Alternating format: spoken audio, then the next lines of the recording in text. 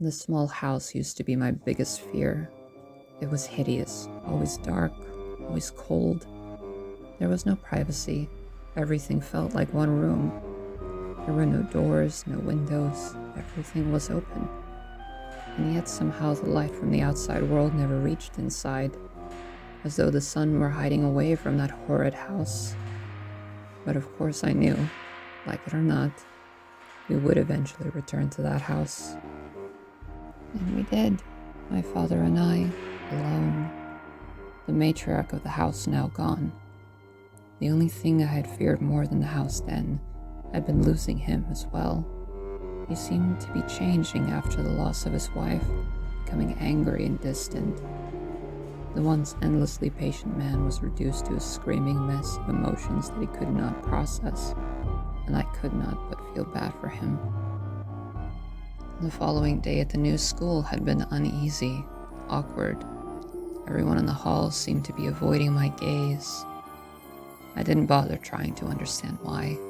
Since the funeral, I was in a daze, felt like I was floating around listlessly everywhere in my own life. Did not feel like I was really awake. Everything felt like a dream, an unreal experience that I was living in. I arrived back after school to an empty house, panicked, did not know what to do or who to call. I had no friends, no family aside from him, didn't know any of the adults he worked with. I just went to bed that night hoping that he would come back in the morning. I dreamt about that horrid, small house, dreamt that it was empty, that not even I was in it anymore, that it was even smaller and darker than it had always been. The spirit of myself that was somehow not there saw something, saw it, and knew that it was dangerous and ran down the stairs.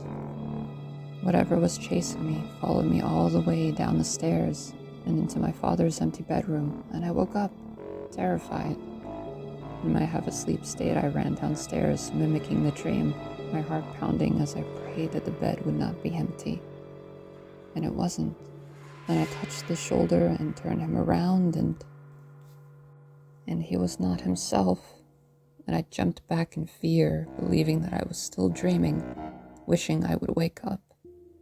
But the terrifying animal, the monster that had once been my father in front of me, merely grunted and got out of bed. We sat and ate our breakfast without talking, in silence except for the occasional angry snarling from the monster across from me. I avoided looking at him, felt afraid to see what he looked like.